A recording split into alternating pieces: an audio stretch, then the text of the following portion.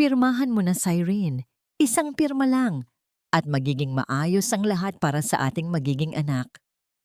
Ang malambing na boses na yon ay dating musika sa pandinig ni attorney Amara. Ngunit sa gabing ito, habang nakatitig siya sa anino ng kanyang asawa at ng isang buntis na babae, ang bawat salita ay tila lason na unti-unting pumapatay sa kanyang kaluluwa. Ang lalaking sinamba niya sa loob ng 15 taon ay hindi lamang isang taksil, kundi isang halimaw na handang isakripisyo ang inosente para sa sariling kaligtasan, tulad ng ginawa ng ama nito sa ina ni Amara noon. Ang gabi ay tila nakikiayon sa kinang ng mga hiyas na suot ng mga panauhin sa loob ng Grand Ballroom ng Peninsula Manila. Ang bawat sulok ng silid ay napapalamutian ng mga puting orkidya at mga kristal na sumasalamin sa liwanag ng malalaking chandelier. Ito ang gabi ng tagumpay para kay Attorney Amara E. Soria Velasco Quintana.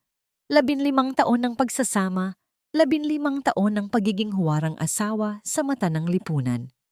Nakatayo siya sa gitna ng bulwagan, suot ang isang eleganteng pulang gown na lalong nagpatingkad sa kanyang maputi at makinis na balat.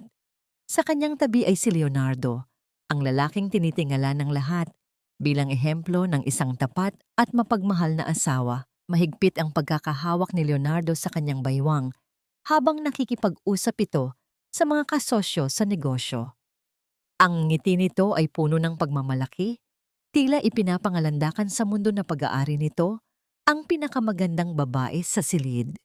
Kung titingnan mula sa malayo, sila ang perpektong larawan ng kaligayahan. Ngunit sa likod ng mga ngiti, naramdaman ni Amara ang bahagyang pananakit ng kanyang mga paa dahil sa taas ng kanyang takong at ang hapdi ng pagod sa kanyang mga mata na pilit niyang itinatago. Nagpaalam muna si Amara upang magtungo sa powder room. Kailangan niya ng ilang sandali upang huminga at ayusin ang kanyang sarili bago harapin ang susunod na yugto ng mga batiyan at plastikan. Tahimik niyang binagtas ang pasilyo na may makapal na karpet na sumasalo sa bigat ng kanyang bawat hakbang.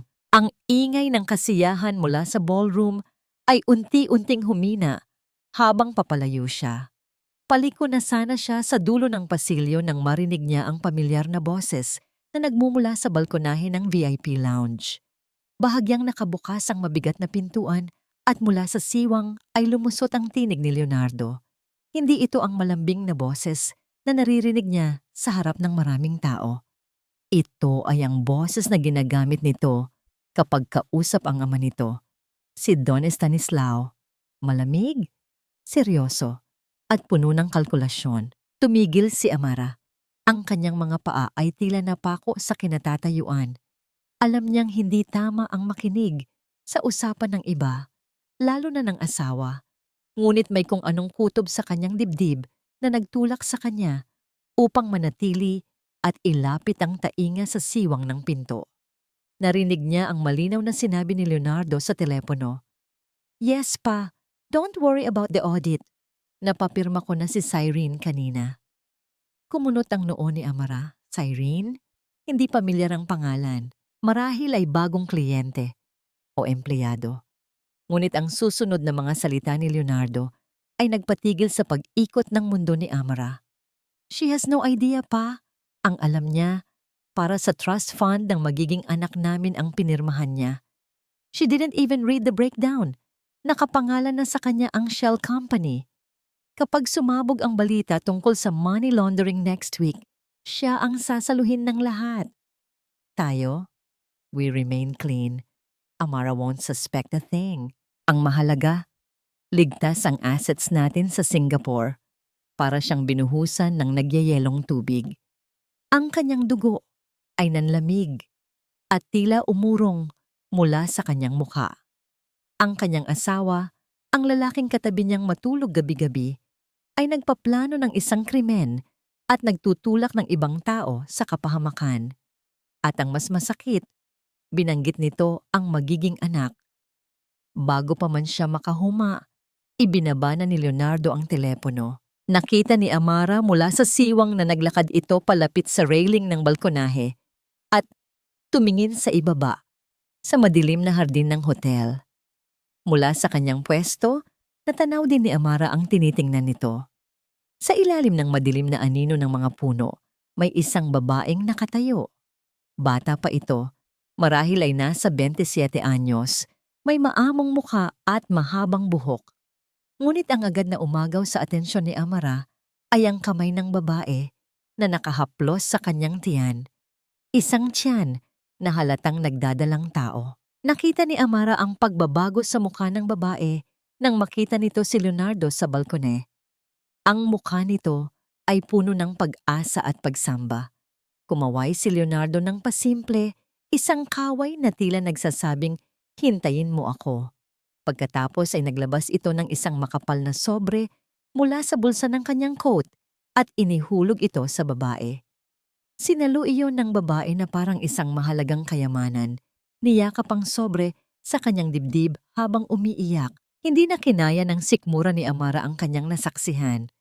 Ang pagkahilo ay biglang sumalakay sa kanya, kasabay ng pait na umakyat sa kanyang lalamunan. Mabilis ngunit tahimik siyang tumakbo patungo sa pinakamalapit na banyo. Isinara niya ang pinto ng cubicle at doon, sa harap ng malamig na inidoro, inilabas niya ang lahat ng laman ng kanyang tiyan. Ang kanyang katawan ay nanginginig nang hindi mapigilan. Ang bawat kalamnan niya ay naninigas sa tindi ng emosyon na hindi niya mailabas sa pamamagitan ng sigaw. Wala siyang luhang mailuha. Ang sakit ay masyadong malalim para sa mga luha. Ito ay ang sakit ng pagbabalat kayo.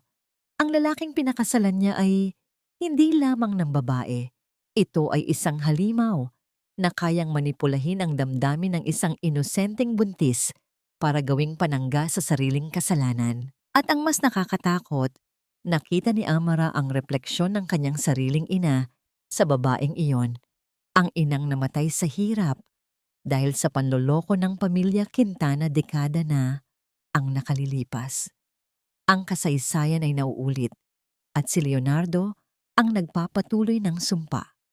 Ilang minuto siyang nanatili sa loob ng cubicle. Hinihintay na humupa ang panginginig ng kanyang mga kamay.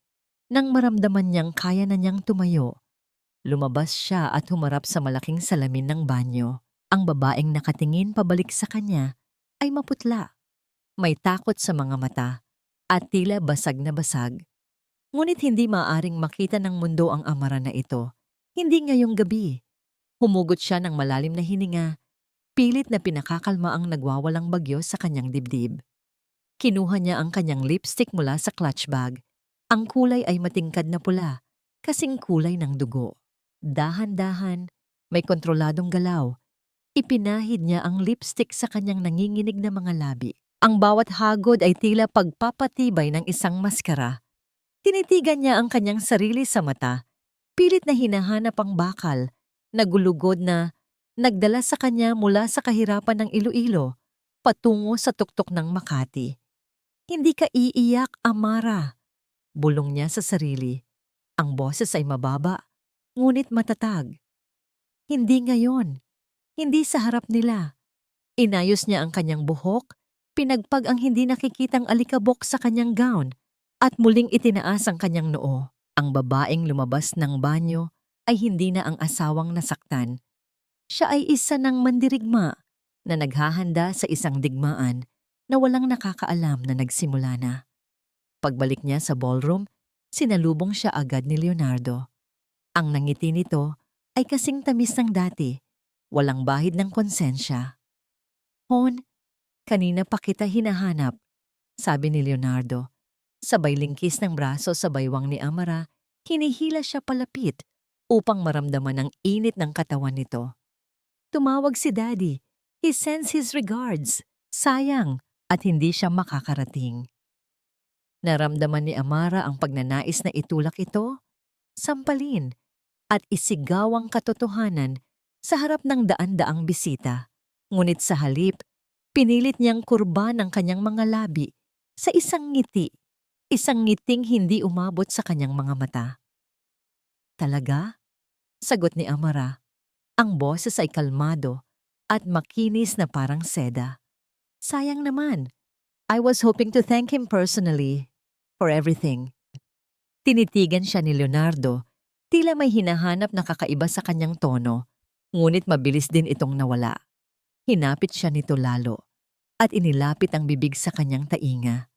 Ang hininga nito ay mainit sa kanyang balat, nagdulot ng kilabot na hindi dahil sa kilig, kundi dahil sa pandidiri. Happy anniversary, Amara, bulong nito. I love you. Tayong dalawa lang, laban sa mundo. Di ba? Nakatitig si Amara sa kawalan, sa gitna ng nagkakagulong kasiyahan at palakpakan ng mga tao sa paligid. Ang puso niya ay durog na durog, ngunit ang isip niya ay buo at matalas. Oo, Leonardo, bulong niya pabalik, habang sa loob-loob niya ay binibigkas ang hatol ng kamatayan para sa kanilang pagsasama. Tayong dalawa lang. At sa sandaling iyon, alam ni Amara na ang pag-ibig na ipinagdiwang nila ngayong gabi ay isa na lamang bangkay na kailangang ilibing. Nagising si Amara hindi dahil sa sikat ng araw na tumatagos sa mamahaling kurtina ng kanilang kwarto, kundi dahil sa amoy ng bagong timplang kape at pritong bacon na pumuno sa hangin. Sa loob ng ilang sandali, nakalimutan niya ang bangungot ng nakaraang gabi. Inakala niyang isa lamang itong masamang panaginip na dala ng pagod. Ngunit nang maramdaman niya ang bigat sa kanyang dibdib, isang bigat na tila batong dumadagan sa kanyang puso, bumalik ang lahat. Ang boses ni Leonardo sa telepono, ang buntis na babae sa dilim, ang kataksilan. Bumukas ang pinto ng kwarto at pumasok si Leonardo, dala ang isang tray ng agahan. Nakangiti ito, ang parehong ngiti na dati ay nagpapabilis ng tibok ng puso ni Amara, ngunit ngayon ay nagpapatayo na ng kanyang mga balahibo sa kilabot. Good morning, my sleeping beauty, bati ni Leonardo habang maingat na inilalapag ang tray sa kama. Umupo ito sa tabi niya at hinaplos ang kanyang pisngi. I made breakfast. Alam kong pagod ka kagabi. You barely ate at the party. Tinitigan ni Amara ang mukha ng asawa. Wala siyang makitang bahid ng konsensya. Paano nagagawang umarte ng isang tao ng ganito kaperpekto habang winawasak ang buhay ng iba? Gusto niyang itabig ang kamay nito, isigaw sa mukha nito na alam na niya ang lahat. Ngunit naalala niya ang kanyang plano. Kailangan niyang maging matalino. Kailangan niyang maging kasing lamig ng yelo. Pilit na ngumiti si Amara, bagaman ang kanyang lalamunan ay tila binuhusan ng asido. Thanks, hon. You're too sweet. Tumawa ng mahina si Leonardo at tinitigan siya ng masinsinan. Ang mga mata ay puno ng huwad na pag-aalala. You know, hon, napapansin ko lately, parang ang bilis mong tumanda. Look at those eye bags. Masyado ka kasing stress sa law firm. Maybe it's time to slow down. Hayaan mo na lang na ako ang magtrabaho para sa atin. You deserve to relax. Maging dunya ka na lang. Ito na naman, ang pamilyar na lason na nakabalot sa matatamis na salita. Dati, iniisip ni Amara na nag-aalala lang talaga si Leonardo. Ngayon, nakikita na niya ang tunay na motibo. Gusto nitong bitawan niya ang kanyang karera, ang kanyang kapangyarihan, at ang kanyang sariling pera para maging ganap na baldado at umaasa na lang dito. Ito ang paraan nito para kontrolin siya. I love my job, Leo. Alam mo yan. Mahinahong sagot ni Amara habang hinihiwa ang itlog sa kanyang plato. Iniimagine na leeg iyon ng asawa niya. I know, pero nag-aalala lang ako. Pagpapatuloy ni Leonardo, ang boses ay may halong pangongonsensya. Hindi na tayo bumabata. At saka, napapabayaan mo na rin ang sarili mo. Remember, nung anniversary dinner natin kagabi? You looked distracted. I just want the best for you. Kinuyom ni Amara ang kanyang kamao sa ilalim ng kumot. Ang lakas ng loob nitong ipasa sa kanya ang sisi. Siya pa ang may kasalanan kung bakit siya mukhang distracted. Siya pa ang nagpapabaya. Baka nga tama ka. Pagsisinungaling ni Amara Pinipilit na lunukin ang kapirasong bacon na lasang abo sa kanyang bibig. Siguro kailangan ko lang ng pahinga. Tuwang-tuwa si Leonardo sa narinig. Hinalikan siya nito sa noo. Isang halik na parang tatak ng pag-aari. That's my girl. Pahinga ka muna ngayon.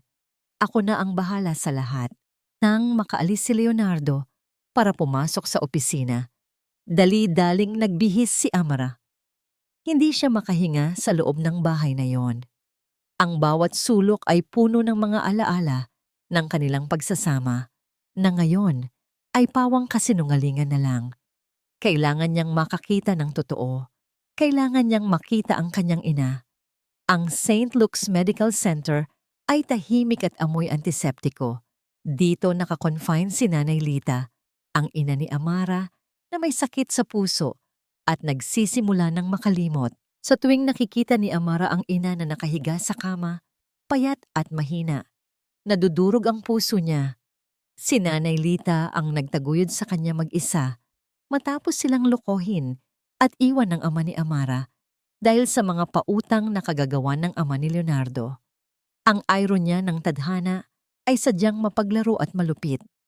Umupo si Amara sa tabi ng kama at hinawakan ang kulubot na kamay ng ina. Sa wakas, pumatak ang mga luhang kanina pa niya pinipigilan. Nay. Hikbi niya. Ang boses ay basag at puno ng sakit. Ang tanga ko. Ang tanga-tanga ko. Nangyayari na naman sa akin. Nanay Lita ay mahinang kumilos sa ilalim ng kumot. Ang kanyang mga mata ay bahagyang bumukas, tila naliligaw sa mundo. Tinitigan niya si Amara na parang isang estranghero na biglang nakilala. Huwag kang maniwala. Huwag kang maniwala sa kanila. Bulong ni Nanay Lita, ang boses ay parang hanging tuyo sa pagitan ng mga dahon. Ahas. Ang pamilyang Quintana ay mga ahas. Napahigpit ang hawak ni Amara. Minsan ay hindi siya sigurado kung ang ina ay nagsasalita mula sa nakaraan o kasalukuyan. Pero ngayon, parang ito ang nag-iisang katotohanan na kailangan niyang marinig. Biglang bumukas ang pinto. Pumasok si Dr. Mateo Arguelles, ang doktor na nakasubaybay sa kalagayan ni Nanay Lita. May dala itong folder at sa kanyang muka ay may bakas ng pagod, ngunit puno ng malalim na awa. Natigil si Amara sa pag-iyak at dali-daling pinunasan ang kanyang mukha. Humarap siya kay Mateo. Pilit na inaayos ang sarili, kahit pahalatang gulo-gulo ang kanyang emosyon. Good morning, Dr. Arguelles. Pasensya na, sabi ni Amara. Ang boses ay medyo garalgal pa. Medyo emotional lang ako ngayon. Hindi nagsalita si Mateo agad. Sa halip, kumuha ito ng isang basong tubig mula sa lamesita at iniabot kay Amara. Kasama nito ay isang maliit na candy na nakabalot sa dilaw na foil. Inumin mo muna ito, sabi ni Mateo sa malumanay na boses, at saka ito, para tumamis naman ang araw mo kahit papaano. Tinanggap ni Amara ang tubig at candy. Sa simpleng kilos na yon, naramdaman niya ang isang uri ng pag-aalaga na matagal na niyang hindi nararamdaman kay Leonardo. Ang pag-aalaga na hindi humihingi ng kapalit, hindi nagmamanipula, at hindi nagsisinungaling. Salamat, bulong ni Amara. Tumingin si Mateo kay Nanay Lita na ngayon ay payapa nang natutulog muli. She's stable, pero kailangan nating bantayan ang stress level niya. At ikaw, attorney, kailangan mo ring alagaan ang sarili mo. Hindi ka makakapag-alaga ng iba kung ikaw mismo ay ubos na. Parang tinamaan si Amara sa sinabi ni Mateo. Paano nito nalaman? Paano nito nakita ang pagod at sakit na pilit niyang itinatago sa likod ng mamahaling damit at make-up? Alam ko, Doc, sagot ni Amara, habang pinipigilan ang panibagong bugso ng luha. Sinusubukan ko. Tumango si Mateo at tumalikod na para umalis, pero huminto ito sa may pinto. Tila may gusto itong sabihin, pero nag-atubili. Sa huli, lumingon ito at ngumiti ng tipid. Isang nangiting puno ng pag-unawa. Kung kailangan mo ng kausap, attorney, nandito lang ako, bilang kaibigan. Nang makaalis si Mateo, Naiwan si Amara sa katahimikan ng kwarto. Ang hawak niyang candy ay tila mainit sa kanyang palad. Binuksan niya ito at isinubo. Ang tamis ng lemon ay kumalat sa kanyang dila. Panandali ang pinawi ang pait ng kanyang sitwasyon. Umuwi si Amara ng mas mabigat ang loob, pero may bagong lakas na dala. Pagpasok niya sa kanilang bahay, dumiretso siya sa home office ni Leonardo. Alam niyang nasa trabaho ito. Ito ang pagkakataon niya. Hinalughog niya ang mga drawer ng asawa, naghahanap ng kahit anong ebidensya na magpapatunay sa kanyang narinig kagabi. Ang mga kamay niya ay nanginginig sa takot na baka biglang dumating si Leonardo. Pero hindi siya tumigil. Sa ilalim ng isang stapler, sa pinakadulong drawer, may nakasiksik na isang manipis na brown envelope. Kinuha ito ni Amara at binuksan. Sa loob ay may mga medical records mula sa isang pampublikong ospital. Pangalan ng pasyente, Cyrene Almadro. Edad, 27. Diagnosis, pregnancy, 12 weeks. Expected date of delivery, November 15th, napasinghap si Amara. Nobyembre 15, iyon din ang petsang sinabi ni Leonardo na kailangan niyang pumunta sa Singapore para sa isang business trip, mag-isa. Ang mas masakit ay ang isang maliit na dilaw na sticky note na nakadikit sa likod ng ultrasound photo. Sulat kamay ito ni Leonardo. "See you soon, my love. Just sign the papers and we'll be free. L." Nanginginig ang mga tuhod ni Amara at napaupo siya sa sahig. Ang papel na hawak niya ay hindi lang basta ebidensya ng pagtataksil. Ito ay ebidensya ng isang planadong pagtakas. Iiwan siya ni Leonardo dito para harapin ang kahihiyan at pagkasira, habang ito ay magpapakasasa sa ibang bansa, kasama ang bago nitong pamilya. Isang matinding galit ang sumilakbo sa dibdib ni Amara. Hindi na ito basta sakit. Ito ay puot. Puot sa pagiging tanga. Puot sa pagtitiwala. At higit sa lahat, puot sa kawalang hiyaan ng lalaking minahal niya. Pinahid ni Amara ang kanyang mga luha. Tumayo siya, inilagay ang ebidensya sa kanyang bag at humarap sa salamin. "Hindi ako papayag, Leonardo." Bulong niya sa refleksyon ng babaeng dating mahina. "Hindi ako papayag na tapakan mo ulit kami." Ang gabi ay dumating ng tahimik, pero sa loob ng bahay ng mga Quintana, isang bagyo ang nagbabadya. At sa pagkakataong ito, si Amara na ang magdadala ng kulog at kidlat. Sinundan ni Amara ang taxi na sinasakyan ni Cyrene mula sa Makati, pabalik sa realidad na hindi niya inaasahan. Akala niya ay hihinto ang sasakyan sa isa sa mga matataas na condominium sa GC o Rockwell, kung saan karaniwang itinatago ng mga mayayamang lalaki ang kanilang mga babae. Ngunit habang tumatagal ang biyahe, unti-unting nagbabago ang tanawin sa labas ng tinted na bintana ng kanyang sasakyan. Ang maluluwag at malilinis na kalsada ay napalitan ng makikitid na eskinita. Ang nagtataasang gusali ay naging mga dikit-dikit na barong-barong na ang mga bubong ay kinakalawang na yero. Ang amoy ng mamahaling pabango sa loob ng kanyang kotse ay tila hindi sapat upang labanan ang imahinasyon ng maasim at masangsang na hangin ng tondo. Itinabi ni Amara ang kanyang sasakyan sa isang medyo ligtas na distansya, sapat upang hindi mapansin ngunit malapit, upang makita ang bawat galaw. Bumaba si Cyrene sa tapat ng isang maliit at luma na paupahang bahay. Iba ito sa babaeng nakita niya sa party kagabi. Wala na ang magandang bestida at maayos na buhok. Ngayon, nakasuot na lamang ito ng maluwag na duster na kupas ang kulay at ang kanyang buhok ay nakapusod ng basta-basta. Pinagmasdan ni Amara ang bawat kilos nito. Nakita niyang binibilang ni Cyrene ang ilang barya sa kanyang palad bago ito iabot sa driver ng taxi. Bakas sa mukha nito ang panghihinayang sa bawat pisong nawawala. "Bakit dito?" tanong ni Amara sa kanyang sarili, habang mahigpit na nakahawak sa manibela. "Nasaan ang perang nililista ni Leonardo sa pangalan mo? Nasaan ang milyon-milyong piso?" Habang naglalakad si Cyrene patungo sa pinto ng kanyang bahay, Isang batang paslit na marungis at walang sapin sa paa ang lumapit dito at humila sa laylayan ng kanyang duster. Inakala ni Amara na itataboy ito ni Cyrene dahil sa pagod at hirap ng pagbubuntis. Ngunit sa halip, ngumiti si Cyrene, isang nangiting pagod ngunit puno ng sinseridad. Dumukot ito sa kanyang bag ng isang piraso ng tinapay na tila baon pa nito mula sa kung saan. Hinati ito sa dalawa at ibinigay ang mas malaking parte sa bata. Sa sandaling iyon, naramdaman ni Amara ang isang pamilyar na kirot sa kanyang dibdib. Ang eksenang iyon ay tila isang salamin ng nakaraan. Nakita niya ang kanyang sarili. 20 taon na ang nakalilipas sa Iloilo, habang ang kanyang inang si Nanay Lita ay naghahati ng kakarampot na pandesal para sa kanilang magkakapatid, habang ito mismo ay gutom na gutom. Si Cyrene ay hindi ang kontrabidang inaasahan na niya. Siya ay biktima.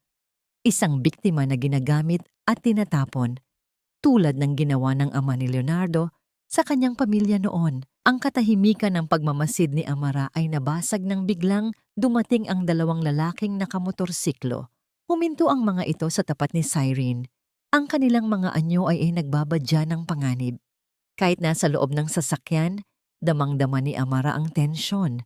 Nakikita niya ang takot na gumuhit sa mukha ni Cyrene. Napaatras ito at napahawak sa kanyang tiyan, tila instinctive na pinoprotektahan ang buhay na nasa loob nito. "Magbayad ka na, miss," ang mabagsik na sabi ng isa sa mga lalaki. Bagaman hindi marinig ni Amara ang boses, nababasa niya ito sa galaw ng bibig at sa agresibong kumpas ng kamay. "O kaya pumirma ka na sa papeles na pinapadala ni boss. Madali lang naman ang usapan. Pumirma." Ang salitang yon ay umalingaw-ngaw sa isip ni Amara. Iyon ang mga papeles na magdidiin kay Cyrene sa kasong money laundering. Ang mga lalaking ito ay hindi ordinaryong mga maniningil ng utang. Sila ay mga asong pinakawalan ni Leonardo upang takutin ang babaeng nagdadalang tao.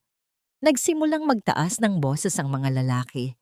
Nakita ni Amara kung paano itinulak ng isa sa kanila ang isang paso ng halaman sa tapat ng bahay ni Cyrene na nagdulot ng pagkabasag nito sa semento. Nabalot ng takot ang buong katawan ni Cyrene, nanginginig ito habang nagmamakaawa. Bumalik ang alaala kay Amara. Ang kanyang ina, nakaluhod sa harap ng mga tauhan ni Don Estanislao, umiiyak habang hinahakot ng mga ito ang kanilang mga gamit. Ang pakiramdam ng kawalan ng kapangyarihan, ang pakiramdam na walang sino man ang darating para tumulong. Dito nagkaroon ng digmaan sa loob ni Amara. Ang isang bahagi ng kanyang utak ay sumisigaw na umalis na. Ito ang kabit ng asawa niya. Ito ang sumira sa pangarap niyang pamilya. Kung hahayaan niya itong mangyari, mawawala ang problema. Mawawala si Cyrene at baka bumalik sa kanya si Leonardo. Ito ang pinakamadaling paraan para maghiganti. Ngunit ang isa pang bahagi, ang bahaging hinubog ng pagmamahal ng kanyang ina at ng kanyang sinumpaang tungkulin bilang tagapagtanggol ng mga naapi, ay hindi matanggap ang nakikita. Mas lalong naging marahas ang mga lalaki. Hinablot ng isa ang braso ni Cyrene. Nagpumiglas ang babae. Ang takot ay napalitan ng desperasyon. Sa lakas ng puwersa, nawalan ng balanse si Cyrene. Napasinghap si Amara at napahawak sa kanyang bibig nang makita niyang bumagsak si Cyrene sa matigas na semento. Tumama ang balakang nito sa lupa at ang una nitong reaksyon ay ang humiyaw sa sakit habang mahigpit na niyayakap ang kanyang tiyan. Ang mukha nito ay namilipit sa matinding hirap. Ang mga lalaki ay hindi tumigil. Tila lalo pa silang naging mapangahas, akmang lalapitan pa ang nakahandusay na babae. Wala nang oras para mag-isip. Ang pagod na puso ni Amara ay tumibok ng mabilis, hindi dahil sa selos, kundi dahil sa adrenaline ng katarungan. Ang nakikita niya ay hindi na ang babaeng umagaw sa asawa niya. Ang nakikita niya ay isang ina na nanganganib mawalan ng anak dahil sa kasakiman ng isang lalaking pareho nilang minahal. Hinawakan ni Amara ang door handle ng kanyang sasakyan. Ang kanyang mga daliri ay mahigpit na kumapit sa metal. Ang kanyang mga kuko ay halos bumaon dito. Ito ang desisyong magbabago ng lahat. Kung lalabas siya ngayon, wala nang atrasan. Masisira ang kanyang pagbabalat kayo. Malalaman ni Cyrene, malalaman ni Leonardo. Ngunit habang nakikita niya si Cyrene na namimilipit sa lupa, nag-iisa at walang laban, alam ni Amara na may mga bagay na mas mahalaga kaysa sa kanyang nasaktang ego. Humugot siya ng malalim na hininga at sa isang iglap, binuksan niya ang pinto ng kotse at humakbang palabas patungo sa gitna ng gulo. Ang hangin sa tondo ay tila huminto sa pag-ihip nang bumukas ang pinto ng sasakyan ni Amara. Sa gitna ng maingay at magulong tagpo, ang kanyang paglabas ay nagdala ng isang nakakabinging katahimikan. Ang tunog ng kanyang mamahaling takong na tumatama sa baku-bakong semento ay umaling-awngaw na parang hatol ng isang hukom. Hindi siya tumakbo. Naglakad siya ng may dignidad at lamig.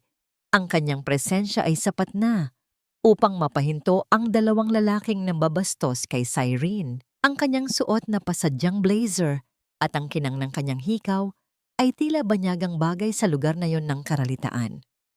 Napatigil ang mga lalaki. Tiningnan nila si Amara mula ulo hanggang paa.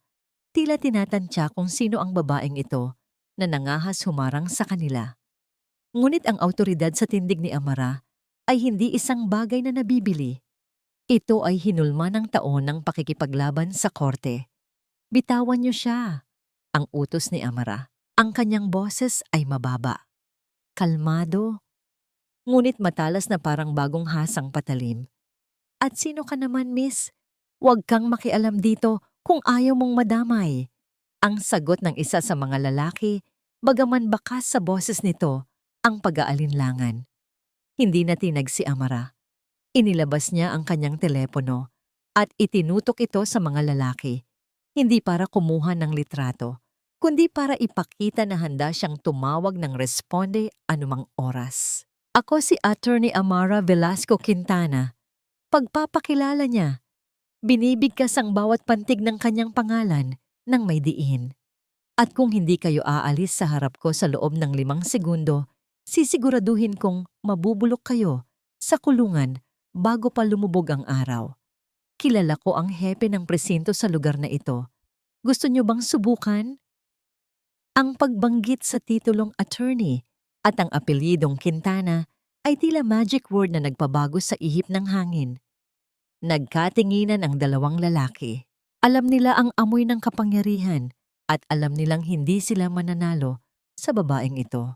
Nang walang imik, sumakay sila sa kanilang motorsiklo. Ang ugong ng makina ay bumasag sa katahimikan bago sila mabilis na humarurot palayo. Iniiwan ang alikabok sa hangin. Naiwan si Amara at Cyrene. Dahan-dahang lumapit si Amara sa babaeng nakasalampak sa lupa. Ang duster ni Cyrene ay marumi na dahil sa alikabok at ang kanyang buhok ay gulo-gulo. Nakahawak pa rin ito sa kanyang tiyan, nanginginig sa takot at sakit. Nang mag-angat ng tingin si Cyrene, ang kanyang mga mata ay nanlaki sa gulat. Nakilala niya ang mukha ni Amara. Nakita na niya ito sa mga magazine, sa social media, at sa mga kwento ni Leonardo. Ito ang asawa. Ito ang babaeng nasa tuktok ng pedestal na pilit niyang inaabot. Mrs. Quintana. Ang garalgal na bulong ni Cyrene. Sinubukan niyang umatras, hinihila ang sarili palayo kay Amara, gamit ang mga siko. Tila mas takot pa siya ngayon kaysa noong kaharap ang mga lalaki kanina. Ang hiya ay bumalot sa kanyang mukha, mas mapula pa kaysa sa galos sa kanyang siko. Inakala ni Cyrene na sasaktan siya ni Amara. Inihanda niya ang kanyang sarili para sa sampal, sa sabunot, o sa masasakit na salita na nararapat sa isang kabit. Pumikit siya ng mariin, hinihintay ang parusa. Ngunit walang dumapo na palad sa kanyang pisngi. Sa halip, narinig niya ang kaluskos ng papel. Pagmulat niya, nakita niyang may inihagis si Amara sa kanyang harapan, isang makapal na brown envelope. Tumayo ka, ang malamig na utos ni Amara. Hindi ito pakiusap, kundi isang utos. Pinilit ni Cyrene na tumayo, kahit na nanginginig ang kanyang mga tuhod. Ma'am, pakinggan niyo po ako. Mahal ko po si Leo. Wala po kaming intensyong saktan kayo. Tumigil ka, putol ni Amara. Ang kanyang mga mata ay walang luha, ngunit punong-puno ng pagod. Hindi kita niligtas para pakinggan ang drama mo. Niligat kita dahil ayokong manganak ka sa kulungan. Natigilan si Cyrene. Po? Itinuro ni Amara ang envelope sa lupa gamit ang kanyang nguso. Basahin mo. Iyan ang mga papeles na pinapapirma sa'yo ni Leonardo. Hindi yan insurance para sa anak nyo. Mga dokumento yan ng isang shell company na ginagamit niya para sa money laundering. Sa oras na pirmahan mo yan, ikaw ang magiging CEO ng kumpanyang baon sa utang at kaso. Ikaw ang makukulong habang siya ay lilipad pa Singapore kasama ang pera. Umiling si Cyrene ng mabilis. Tumutulo ang luha. Ang kanyang mukha ay puno ng pagtanggi. Hindi totoo yan. Mahal ako ni Leo. Sabi niya iiwan ka na niya. Sabi niya hindi na kayo masaya. Sabi niya magkasama lang kayo sa bahay pero hiwalay na sa puso. Pagpapatuloy ni Amara, ang bawat salita ay may halong pait. Alam ko ang script na yan, Cyrene. Ginamit din niya ng tatay niya sa nanay ko. At maniwala ka sa akin, ang tanging mahal ni Leonardo ay ang sarili niya. Sinungaling ka! Sigaw ni Cyrene, dala ng desperasyon. Gusto mo lang kaming paghiwalayin kasi natatakot kang mawala siya sa'yo. Tinitigan ni Amara ang babaeng nasa harap niya. Sa halip na magalit, nakaramdam siya ng awa. Nakikita niya ang sarili niya kay Cyrene. Bata, tanga sa pag-ibig, at handang ibigay ang lahat para sa isang lalaking hindi naman siya kayang saluhin. Bago pa makasagot si Amara, biglang umilaw ang telepono ni Cyrene na nahulog sa lupa kanina.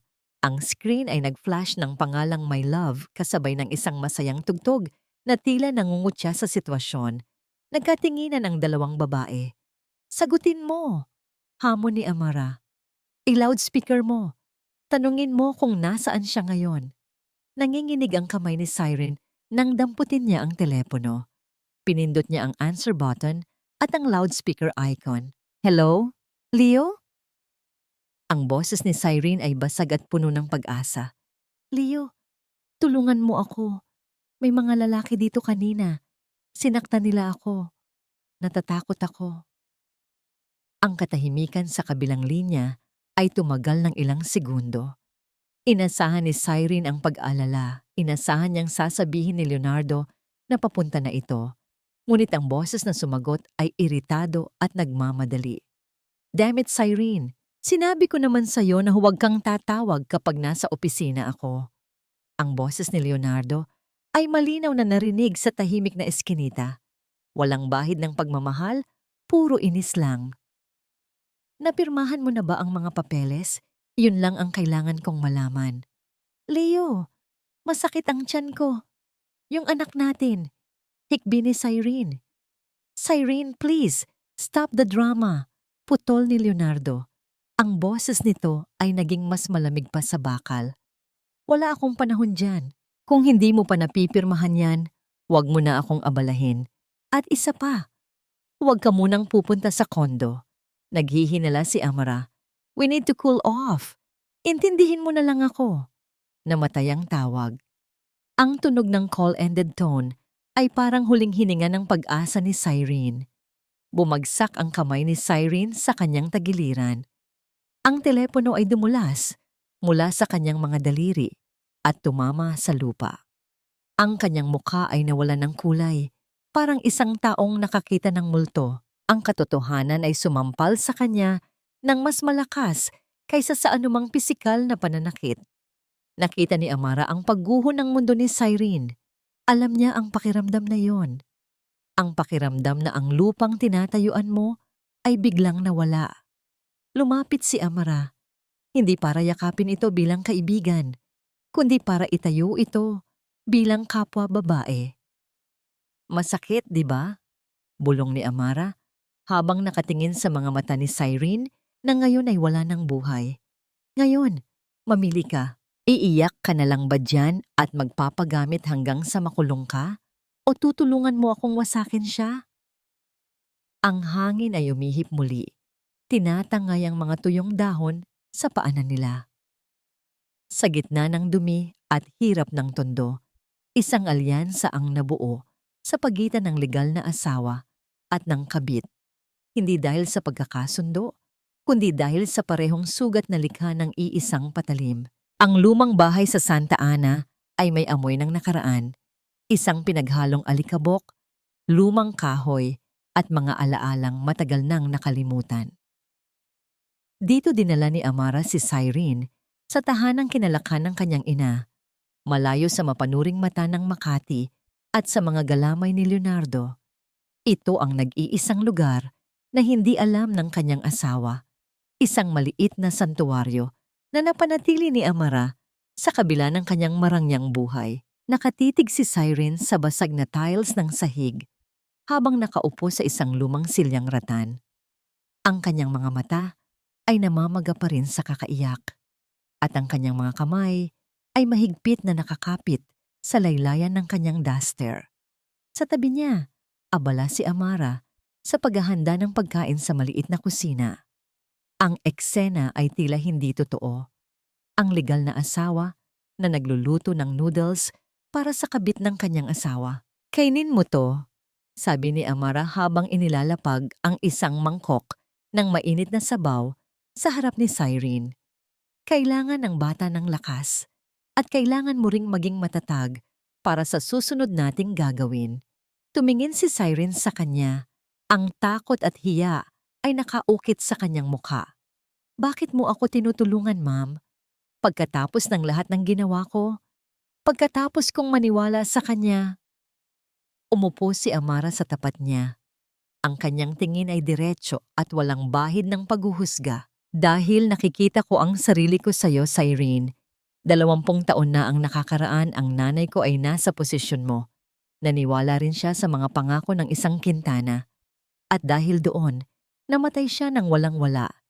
Hindi ko hahayaang mangyari yon sa'yo, at lalo na sa batang yan." Napahawak si Cyrene sa kanyang tiyan. Ang luha ay muling namuo sa kanyang mga mata. "Akala ko talaga mahal niya ako," sabi niya. "Ako lang ang nakakaintindi sa kanya." Sabi niya, "Ikaw ang problema. Na-cold ka? Na wala kang panahon?" Napangiti ng mapait si Amara. Iyan ang script ng bawat manloloko, Cyrene. Ginagawa nilang kontrabida ang asawa para magmukha silang biktima na nangangailangan ng pagmamahal. At tayo naman, dahil naghahanap tayo ng validation, naniniwala tayo. Pero tapos na ang panahon ng pagiging tanga. Kinuha ni Amara ang kanyang telepono at nagdial ng isang numero. Ito na ang simula ng kanilang palabas. "Hello, hon?" Bati ni Amara sa telepono. Ang kanyang boses ay biglang nagbago. Mula sa pagiging matigas at seryoso, ito ay naging malambing at medyo manja. Ang boses ng isang asawang walang kamuwang-muwang. Narinig ni Cyrene ang sagot ni Leonardo sa kabilang linya, bagaman mahina. "Amara? Where are you? Kanina pa ako tumatawag sa bahay." "Sorry, hon," sagot ni Amara habang kinukindatan si Cyrene. "Nag-drive lang ako saglit para magpahangin. Medyo sumama kasi ang pakiramdam ko kanina." "You were right. Masyado akong stress sa work. I think I need a break." Naramdaman ni Cyrene ang pagtataka sa kanyang dibdib. Ang galing umarte ni Amara. Kung hindi niya alam ang totoo, iisipin niyang isa itong normal na pag-uusap ng mag-asawa. "That's good to hear, babe," sagot ni Leonardo, halatang natuwa sa balita. "Umuwi ka na. May surprise ako sa'yo." Pagkababa ng telepono, bumalik ang dating anyo ni Amara. Matalim, kalkulado, at puno ng determinasyon. "Ngayon, ikaw naman," utos ni Amara kay Cyrene. "Tawagan mo siya. Sabihin mo na napirmahan mo na ang mga papeles, pero kailangan mo ng pera para sa check-up. Sabihin mo na nasa kondo ka na at naghihintay." Nanginginig ang mga kamay ni Cyrene habang dinadampot ang kanyang telepono. Pero paano kung mahalata niya? Hinawakan ni Amara ang kamay ni Cyrene. Ang hawak na yon ay mainit at puno ng kasiguruhan. Hindi niya mahahalata kung iisipin mo ang galit mo. Isipin mo ang batang yan. Isipin mo na gusto kanyang ipakulong habang siya ay nagpapakasasa sa ibang bansa. Gamitin mo ang galit na yan para maging matapang. Huminga ng malalim si Cyrene.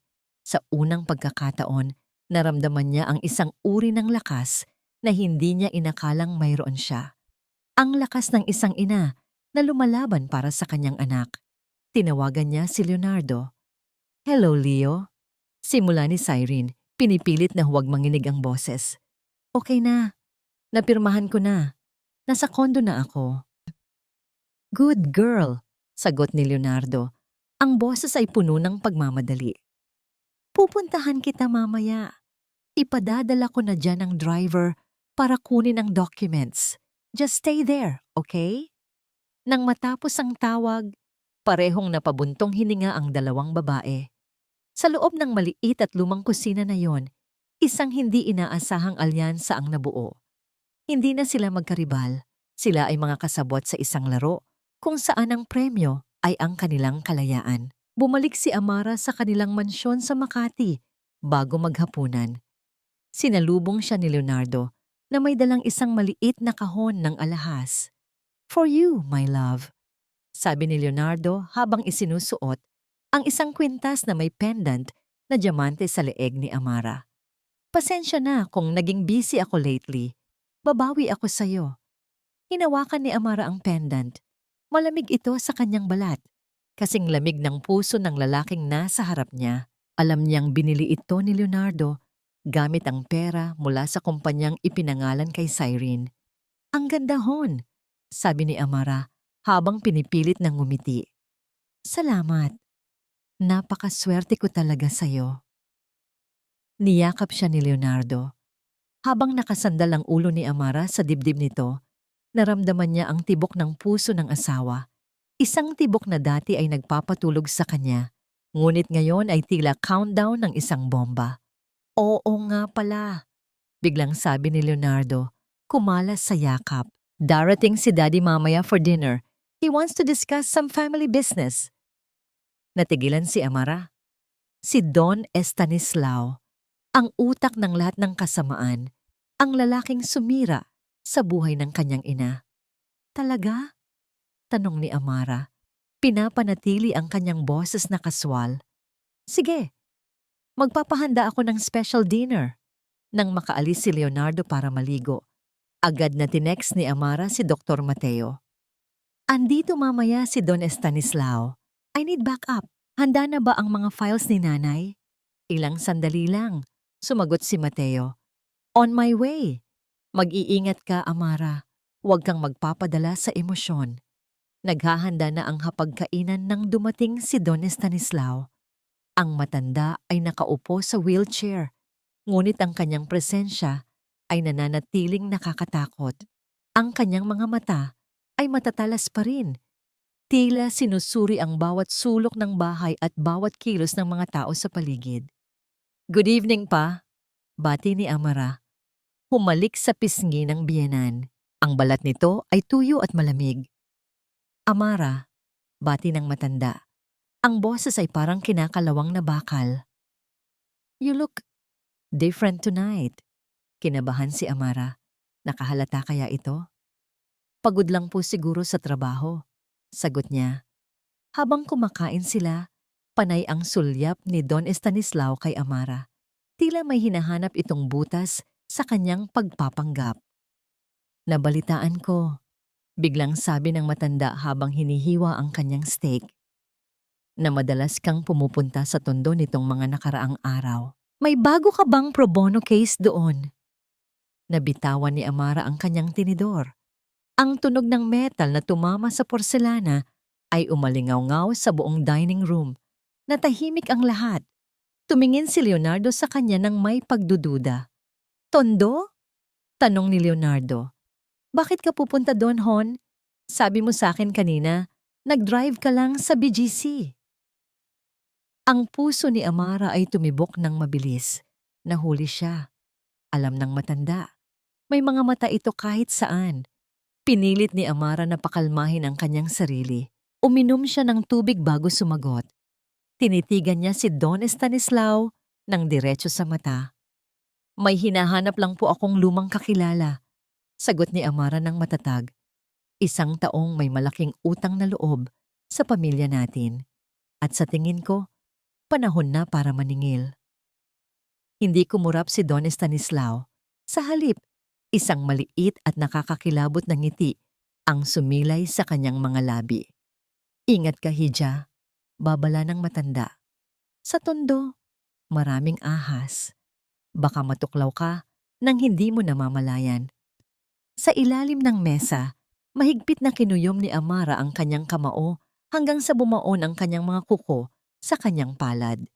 Ang digmaan ay hindi na lang sa pagitan nila ni Leonardo. Ito ay digmaan laban sa buong angkan ng Quintana. At alam niyang sa gabing ito, nagsisimula pa lang ang tunay na laban. Ang hapunan sa mansyon ng mga Quintana ay naging kasing lamig ng bangkay sa morgue. Ang bawat kalansing ng kubyerto sa porselana ay tila mga kampana ng babala. Nakaupo si Amara sa tapat ni Don Estanislao, ang matandang lalaking may mga mata ng isang agila na handang dumagit anumang oras. Kahit nasa wheelchair, ang aura ng kapangyarihan nito ay sapat na upang pasukuin ang sinumang mahina ang loob. Pa, masyado mo namang tinatakot si Amara. Basag ni Leonardo sa katahimikan, bagaman ang kanyang boses ay may halong nerbiyos. She's doing pro bono work. Alam mo naman yan, mahilig tumulong sa mahihirap. Tumingin si Don Estanislao sa anak ng may halong paghamak. Tumulong sa mahihirap o naghahanap ng gulo. Alam mo, Hiho, ang sobrang kabaitan ay kadalasang nagiging kahinaan. Tingnan mo ang nangyari sa pamilya Yesoria noon. Masyadong mapagbigay. Kaya ayon, nawalan ng lahat. Nanigas ang buong katawan ni Amara. Ang pagbanggit sa apelyido ng kanyang pamilya sa ganitong tono ay parang isang sampal. Alam niya ang kwento. Ang kanyang ama ay naloko sa isang investment scam na pinamunuan ng isang hindi nagpakilalang sindikato. Dahil doon, nawalan sila ng bahay, lupa at dangal.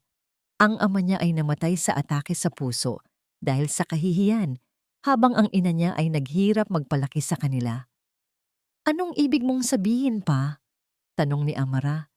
Pinipilit na panatilihing kalmado ang boses kahit ang kanyang dugo ay kumukulo na. Ngumiti ng nakakakilabot si Don Estanislao. Kumuha ito ng isang lagok ng alak bago sumagot. Wala naman, Hija. Naalala ko lang ang tatay mo. Masyadong idealistiko. Tulad mo, sayang lang at hindi niya naintindihan kung paano talaga tumatakbo ang mundo. Sa sandaling iyon, nag-vibrate ang telepono ni Amara sa ilalim ng mesa. Isang mensahe mula kay Dr. Mateo. Nasa labas ako. May kailangan kang makita. Ngayon na. Tiningnan ni Amara si Leonardo at ang ama nito. Alam niyang may tinatago ang mga ito. Ang paraan ng pagtingin ni Don Estanislao, ang kaba ni Leonardo, at ang biglaang pagbanggit sa nakaraan. Lahat ito ay konektado. Excuse me, sabi ni Amara, tumayo ng marahan. Kailangan ko lang sagutin ang tawag mula sa firm. Emergency. Lumabas siya ng dining room at dumiretso sa gate kung saan naghihintay ang sasakyan ni Mateo. Pagpasok niya, nakita niya ang doktor na may hawak na isang lumang folder na naninilaw na ang mga pahina. Ano to, Mateo? Tanong ni Amara, hinihingal sa kaba. Inabot ni Mateo ang folder. Ang kanyang muka ay seryoso at puno ng pag-aalala. Galing yan sa archives ng ospital kung saan namatay ang tatay mo. Naghahanap ako ng koneksyon at nakita ko to. Binuksan ni Amara ang folder. Sa loob ay may kopya ng death certificate ng kanyang ama at ilang legal na dokumento na may lagda ng isang pamilyar na pangalan bilang witness. Estanislao Quintana. Siya ang nagahente ng lupa niyo, Amara. Paliwanag ni Mateo sa mahinahong boses. Si Don Estanislao ang nasa likod ng scam na pumatay sa tatay mo. Ginamit niya ang dummy corporations para bilhin ang lupa niyo sa murang halaga at ibenta ito sa mga developers ng triple ang presyo. Ang yaman ng mga Quintana ngayon, galing yan sa dugo ng pamilya mo. Nabitawan ni Amara ang folder. Ang mga papel ay kumalat sa sahig ng sasakyan.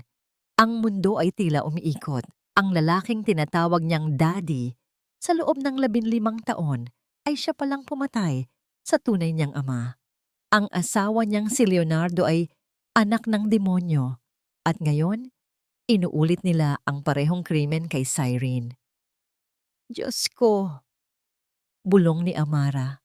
Tinatakpan ng bibig para pigilan ang hiyaw. Ang sakit ay hindi na lang tungkol sa pagtataksil. Ito ay tungkol sa isang buong buhay na kasinungalingan. Kaya pala ganoon makatingin si nanay sa kanila. Alam niya ang lahat pero hindi niya masabi dahil sa takot. Hinawakan ni Mateo ang kamay ni Amara. Ang init ng palad nito ay nagbigay ng kaunting lakas sa nagyayelong katawan ni Amara. Hindi ka nag-iisa, Amara. Tutulungan kitang pabagsakin sila. Pero kailangan nating mag-ingat. Delikado sila. Biglang tumunog ulit ang telepono ni Amara. Si Cyrene. Sinagot niya ito agad. Cyrene? Bakit?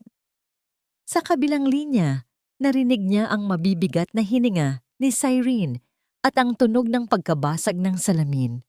Ate, tulungan mo ako. Hikbi ni Cyrene. Ang boses ay puno ng takot. Nandito sila, ang mga tauhan ni Leo. Sabi nila, dadalhin nila ako sa isang ligtas na lugar. Pero nakita ko, may dala silang hiringgilya at lubid. Ate, papatayin nila ako at ang anak ko. Nanlaki ang mga mata ni Amara. Ang plano ni Leonardo ay hindi lang pagpapakulong kay Cyrene. Ito ay pagliligpit, tulad ng ginawa ng ama nito sa ama niya. Walang testigo, walang ebidensya. Nasaan ka? Huwag kang aalis dyan. Sigaw ni Amara. Nasa lumang bahay ako sa Santa Ana. Pinasok nila ang gate. Ate, parang awa mo na. Naputol ang linya. Ang tanging narinig na lang ni Amara ay ang tunog ng static at ang sarili niyang tibok ng puso na parang tambol sa kanyang dibdib. Tumingin siya kay Mateo. Ang mga mata nila ay nag-usap ng walang salita. Ito na ang oras. Tara na, sabi ni Mateo. Binuhay ang makina ng sasakyan. Wala na tayong oras. Habang humaharurot ang sasakyan palayo sa mansyon ng mga Quintana, lumingon si Amara sa bintana. Nakita niya si Don Estanislao sa veranda, nakatingin sa kanila habang humihit-hit ng tabako. Ang usok ay bumabalot sa mukha nito na parang isang demonyong nagmamasid sa kanyang impyerno. Ang puot sa puso ni Amara ay nag-alab. Kung akala ng mga Quintana na kaya nilang ulitin ang kasaysayan, nagkakamali sila. Dahil sa pagkakataong ito, ang biktima ay hindi na mananahimik. Ang biktima ay lalaban, at ang bawat patak ng luha ay magiging singil sa kanilang mga kasalanan. Ang malakas na buhos ng ulan ay tila nakikisimpatsya sa kaguluhan ng gabing iyon. Ang bawat patak sa bubong ng sasakyan ni Mateo ay nagsisilbing ritmo ng kaba sa dibdib ni Amara.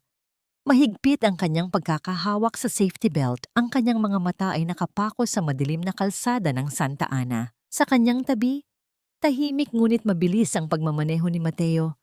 Ang kanyang mukha ay seryoso at puno ng determinasyon. Nang marating nila ang lumang bahay ng pamilya Isoria, bumungad sa kanila ang isang eksenang nagpatigil sa paghinga ni Amara. Ang bakal na gate ay nakabukas ng sapilitan. Ang kandado ay sira at nakahandusay sa basang semento. Sa loob ng bakuran, sa ilalim ng malamlam na ilaw ng poste, nakita niya ang dalawang lalaking hinihila si Cyrene palabas ng pinto. Nagpupumiglas ang buntis na babae.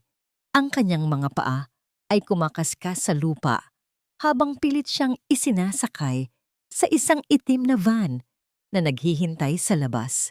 Hindi na nag-isip si Amara. Bago pa man makahinto ng tuluyan ng sasakyan, binuksan na niya ang pinto at lumabas sa gitna ng ulan.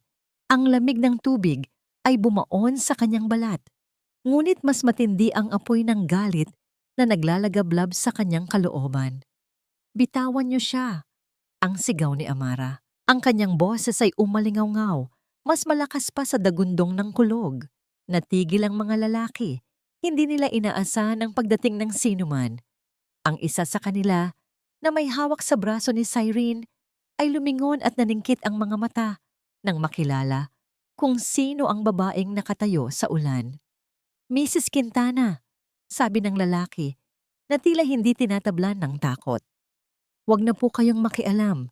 Utos lang ito ng asawa niyo. Ibabalik din namin siya kapag tapos na." Lumapit si Amara. Ang bawat hakbang ay mabigat at puno ng awtoridad. Sa likod niya, bumaba na rin si Mateo. Hawak ang kanyang telepono na kasalukuyang nakarecord ang video ng pangyayari. "Ito ay private property," ang matigas na sabi ni Amara. "At ang ginagawa niyo ay trespassing at kidnapping. Alam niyo ba kung ilang taon ang kulong niyan? O baka gusto niyong isama ko pa ang kasong violence against women and children?" Tumingin ang mga lalaki kay Mateo na nakatayo bilang isang matibay na pader sa likod ni Amara. Ang presensya ng isang lalaking saksi at ang ebidensyang video ay nagpabago sa timpla ng sitwasyon.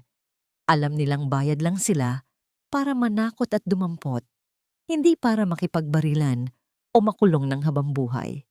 "Boss, delikado to. May video." Bulong ng driver ng van sa kanyang kasama. Binitawan ng lalaki si Cyrene ng padabog. Ang babae ay napaluhod sa basang damuhan, humahagulgol habang yakap ang kanyang tiyan. "Hindi pa tayo tapos," banta ng lalaki kay Amara bago sila dali-daling sumakay sa van. Ang tunog ng gulong na kumayod sa semento ay nag-iwan ng marka ng kanilang pagtakas bago sila tuluyang lamunin ng dilim. Agad na tumakbo si Amara at Mateo palapit kay Cyrene. "Cyrene, okay ka lang ba?" tanong ni Amara habang tinutulungan itong tumayo.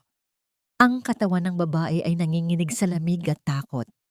Ang kanyang duster ay putik-putik at may mga pasa sa kanyang braso kung saan siya hinawakan ng mahigpit. "Ate," hikbi ni Cyrene, at sa pagkakataong ito, hindi na siya nag-alinlangan. Niyakap niya si Amara ng mahigpit. Isiniksik ang kanyang mukha sa dibdib ng babaeng dapat sana ay kaaway niya. "Akala ko papatay na nila ako. Akala ko wala nang dadating." Hinaplos ni Amara ang basang buhok ni Cyrene. Naramdaman niya ang bilis ng tibok ng puso nito laban sa kanyang sarili. Sa sandaling iyon, wala nang legal wife o mistress. Mayroon na lamang 2 babaeng biktima ng iisang malupit na tadhana. "Ligtas ka na," bulong ni Amara habang pinipigilan ang sarili niyang luha. "Hindi ko hahayaang saktan kanila ulit." Mabilis silang umalis sa lugar na yon. Dinala ni Mateo ang 2 babae sa kanyang sariling bahay, isang ligtas na townhouse sa isang pribadong subdivision na malayo sa impluwensya ng mga Quintana. Ang loob ng bahay ni Mateo ay mainit at payapa, isang malaking kaibahan sa bagyong iniwan nila sa labas. Amoy sedro at malinis na lino ang paligid. Ipinagamit ni Mateo ang guest room kay Cyrene at binigyan ito ng malinis na damit. Bilang doktor, sinuri niya agad ang kalagayan ng buntis at ng sanggol. "Stress at minor bruises lang," ulat ni Mateo kay Amara habang nag-aabot ng isang tasa ng mainit na tsaa sa kanya sa kusina. Matibay ang bata, pero kailangan niya ng matinding pahinga. Tinanggap ni Amara ang tsaa. Ang init ng tasa ay gumapang sa kanyang nanlalamig na mga daliri. Nakaupo siya sa high stool, nakatulala sa usok na nagmumula sa inumin. Ang adrenaline ay unti-unting humuhupa at pinapalitan ito ng matinding pagod. "Salamat, Mateo," sabi ni Amara nang hindi tumitingin sa kanya. "Kung wala ka doon, hindi ko alam kung anong nangyari." Lumapit si Mateo at sumandal sa counter sa tabi niya. Hindi ito nagsalita agad. Hinayaan lang nito na balutin sila ng komportableng katahimikan. Maya-maya, naramdaman ni Amara ang mainit na palad ni Mateo na pumatong sa kanyang balikat Isang marahan at magaan na hawak na nagpapahiwatig ng suporta. Matapang ka, Amara, malumanay na sabi ni Mateo. Pero hindi mo kailangang pasanin ang mundo ng mag-isa. Nandito ako, hanggang dulo. Tumingala si Amara at nagtama ang kanilang mga mata. Sa mga mata ni Mateo, nakita niya ang isang bagay na matagal na niyang hindi nakikita kay Leonardo. Ang respeto. Walang pagnanasa, walang manipulasyon. Respeto lang para sa kung sino siya at kung ano ang kaya niyang gawin. Biglang bumukas ang pinto ng guest room. Lumabas si Cyrene, nakasuot ng maluwag na t-shirt at pajama. Ang kanyang mga mata ay mugto pa rin, pero mas kalmado na siya. Dahan-dahan siyang lumapit kay Amara. Ate Amara. Simula ni Cyrene, ang boses ay puno ng hiya. Patawarin mo ako. Sa lahat. Sa pang-aagaw ko. Sa katangahan ko. Kung alam ko lang. Tumayo si Amara at hinarap ito. Wala kang kasalanan sa pagmamahal, Cyrene. Ang mali ay ang magtiwala sa maling tao.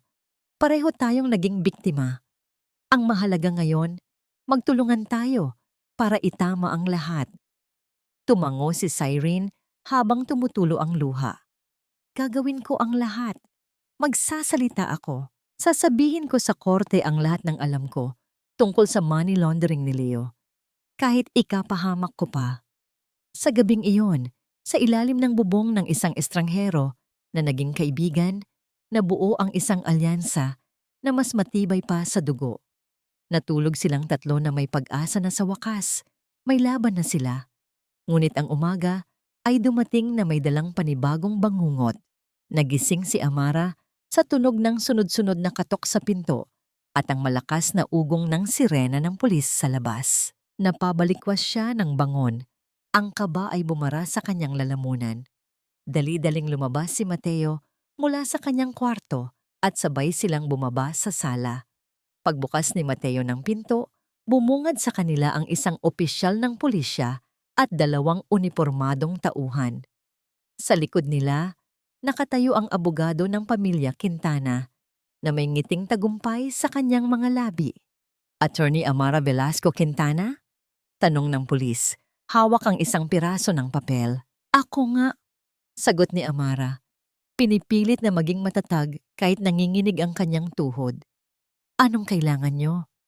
Inilahad ng pulis ang papel sa kanyang harapan. Isang warrant of arrest. Inaaresto po namin kayo sa kasong kidnapping at serious illegal detention na isinampa ni Mr. Leonardo Quintana. Formal na sabi ng pulis habang inilalabas ang posas. May statement ang asawa nyo na sa pilitan niyong dinukot ang kanyang empleyado na si Miss Cyrene Almadro kagabi. Napasinghap si Amara. Ang mundo ay tila gumuho sa kanyang paanan. Binaligtad siya ni Leonardo. Sa mata ng batas, siya ngayon ang kriminal na asawa na dumukot sa kabit. Ang biktima ay naging salarin. Habang nararamdaman niya ang malamig na bakal ng posas na dumampi sa kanyang pulso, tiningnan niya si Mateo. Ang mga mata ng doktor ay puno ng gulat at galit. Pero si Amara, sa kabila ng takot, ay itinaas ang kanyang noo. Ang laban ay hindi pa tapos. Ito ay nagsisimula pa lang. Ang malamig na rehas ng selda ay hindi kasing lamig ng tingin ng publiko kay Amara. Sa loob lamang ng magdamag, ang kanyang pangalan na dati kasing kahulugan ng katarungan at dangal ay naging headline ng bawat tabloid at news program. Ang mga kamera ng media ay tila mga gutom na buwitreng nag-aabang sa labas ng presinto. Ang walang humpay na kislap ng kanilang mga flash ay tila kidlat na pilit bumubulag sa kanyang dignidad. Pinanood ni Amara ang telebisyon sa loob ng opisina ng hepe habang inaayos ni Mateo ang kanyang piyansa. Sa screen, nakita niya si Leonardo. Nakasuot ito ng itim na polo, magulo ang buhok, at may bahid ang puyat sa mga mata. Isang perpektong pagganap ng isang asawang nag-aalala. Ang bawat salita nito sa harap ng mikropono ay pulot na may halong lason. Hindi ko alam kung bakit nagawa ito ng asawa ko. Pahayag ni Leonardo sa harap ng sambayanan. Ang kanyang boses ay garalgal at puno ng emosyon. Siguro ay dahil sa sobrang selos o stress sa trabaho. Si Cyrene ay empleyado ko lang. Buntis siya, for God's sake. Sana ibalik na siya ni Amara ng ligtas. Handa akong patawarin ang asawa ko. Basta itigil na niya ang kabaliwang ito. Napakuyom ang kamao ni Amara sa kanyang kandungan. Ang kanyang mga kuko ay bumaon sa kanyang palad, ngunit ang pisikal na sakit ay walang panama sa hapdi ng pagkakanulo. Binaliktad siya nito. Sa mata ng mundo, siya ang kontrabida, ang selosang asawa na dumukot sa inosenteng empleyado. Si Leonardo ang biktima, ang mapagpatawad na asawa, ang galing ng script, ang husay ng pagganap. Nang makalaya siya pansamantala, sinalubong siya ng isang dagat ng panghuhusga. Ang mga dating kasamahan sa law firm ay umiwas ng tingin. Ang kanyang telepono ay puno ng mensahe mula sa mga partners ng kumpanya. Ipinababatid ang kanyang indefinite suspension upang hindi madamay ang pangalan ng opisina. Ang pinaghirapan niyang karera sa loob ng 2 dekada ay gumuho na parang kastilyong buhangin sa isang iglap. Sa gitna ng unos na ito, si Dr. Mateo Arguelles ang naging kanyang payong. Tahimik itong nagmaneho pa uwi, hindi nagtatanong, hindi nagsusumbat.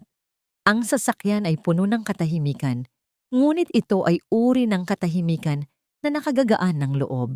Nang huminto sila sa tapat ng gate ng bahay ni Mateo, kung saan nagtatago si Cyrene, lumingon ito kay Amara. Inabot ni Mateo ang nanginginig na kamay ni Amara.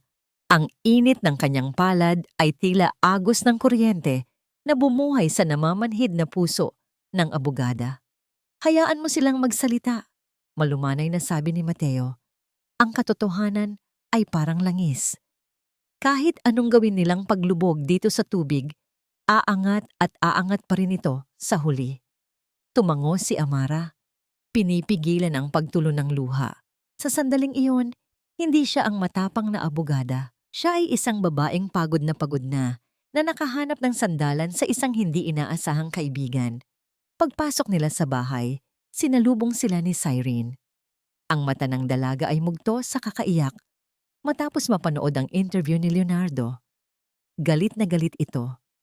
Gusto nitong lumabas at isigaw sa mundo na sinungaling ang lalaking minahal niya, ngunit pinigilan siya ni Amara.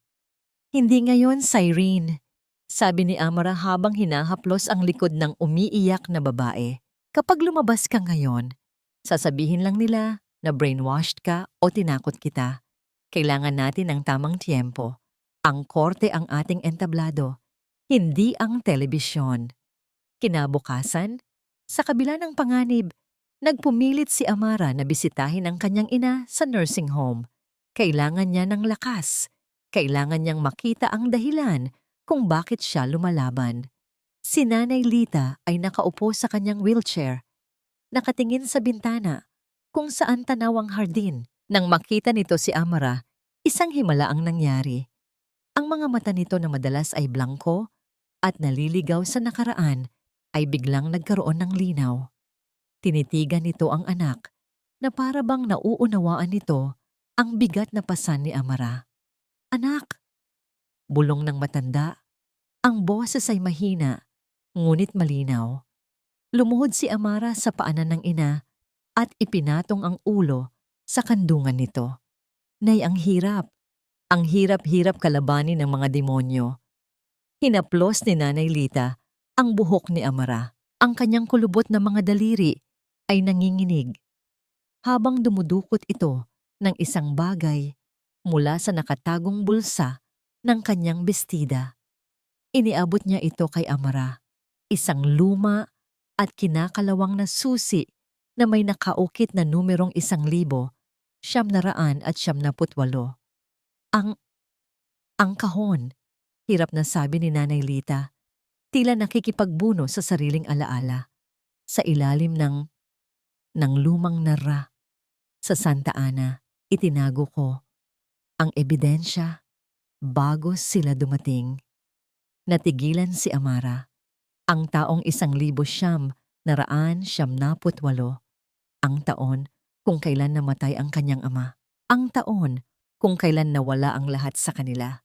Ibig sabihin, may itinago ang kanyang ina sa lumang bahay sa Santa Ana, ang parehong bahay kung saan nila dinala si Cyrene noong una.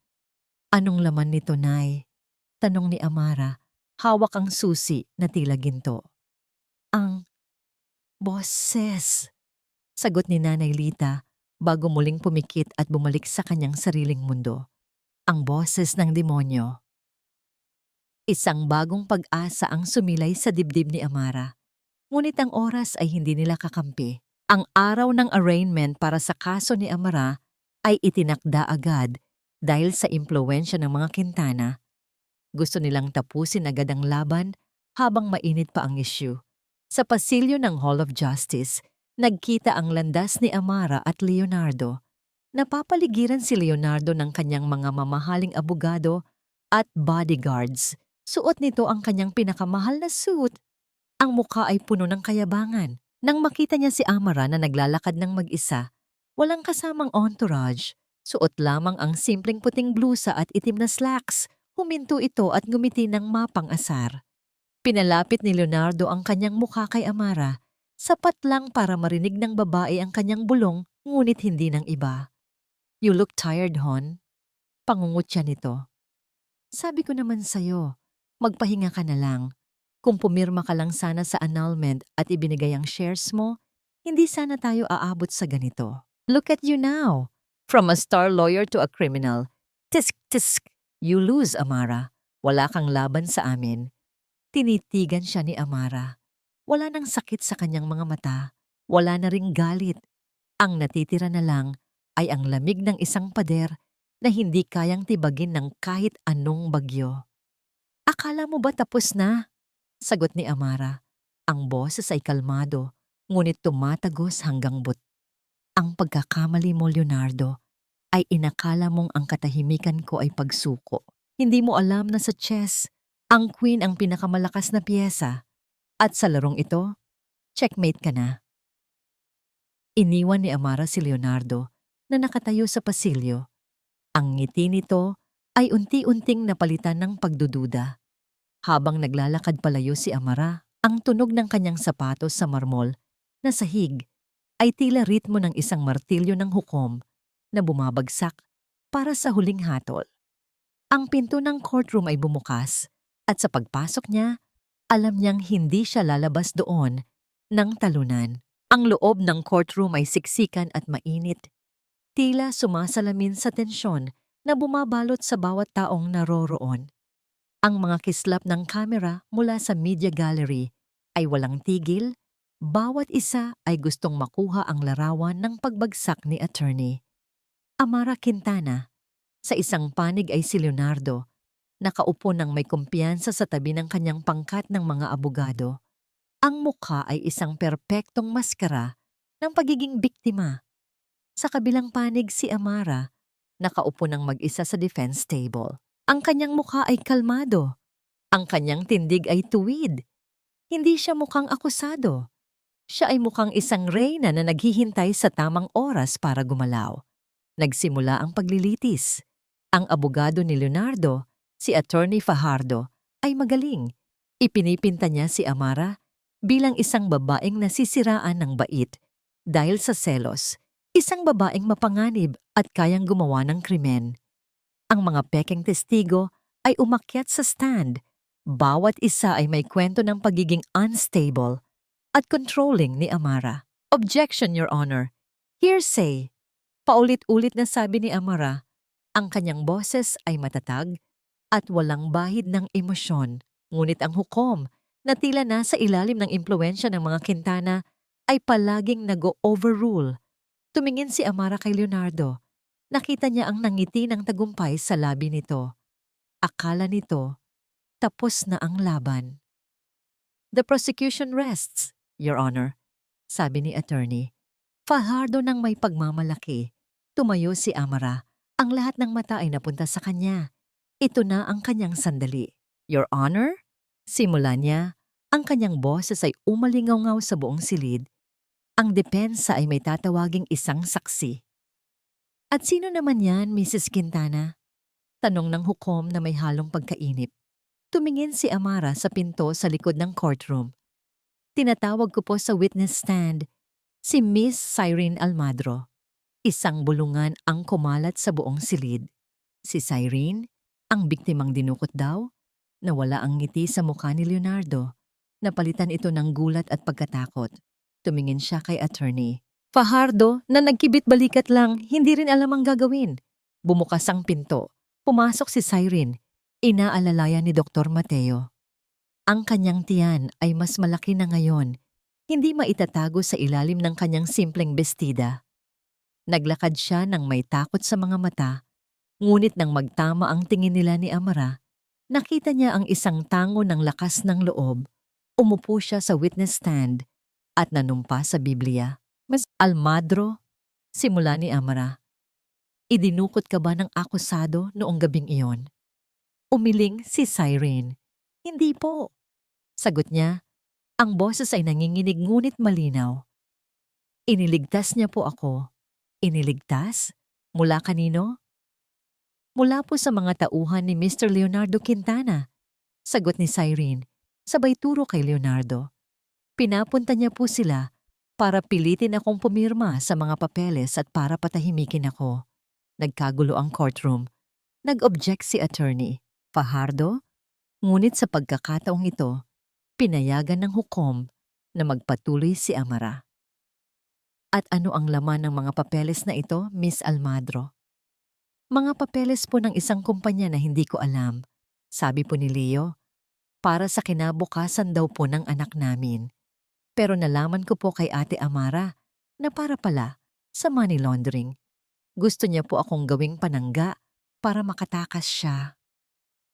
Ang bawat salita ni Cyrene ay parang martilyong pumupukpok sa kredibilidad ni Leonardo. Ang maskara nito ay unti-unting nababasag. Inilalantad ang totoong halimaw sa ilalim. Your Honor, sabi ni Amara, I would like to present Exhibit A. Isang court aide ang lumapit dala, ang isang maliit na digital voice recorder. Ito ang recorder na nakuha ni Amara mula sa lumang baul ng kanyang ina, ang boses ng demonyo. Ito po ay isang pag-uusap na nai-record ng aking ina, si Litay Soria, 20 taon na ang nakalilipas, paliwanag ni Amara. Isang pag-uusap sa pagitan niya at ng yumaong ama ni Mr. Leonardo, si Don Estanislao Quintana. Pinindot ni Amara ang play button. Isang garalgal na boses ang umalingaw-ngaw sa mga speaker. Ang boses ni Don Estanislao, mas bata pa noon, ngunit kasing lupit. Pirmahan mo na tong deed of sale, Lita.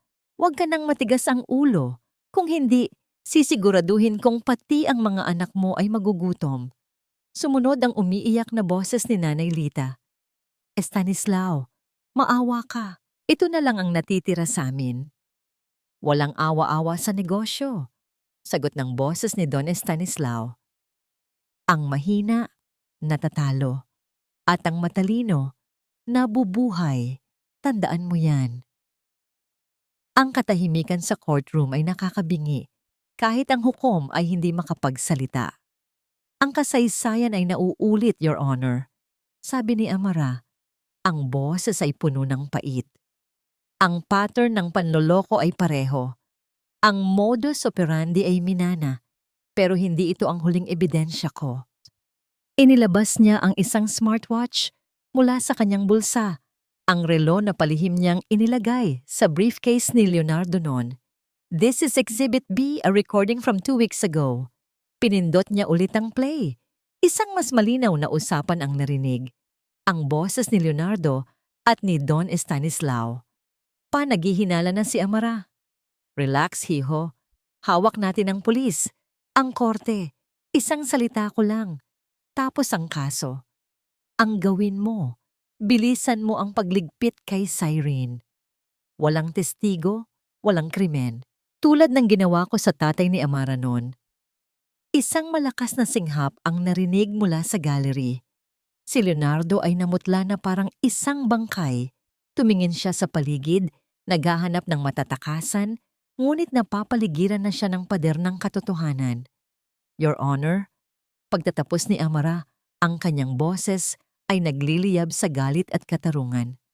Ang kasong ito ay hindi tungkol sa kidnapping.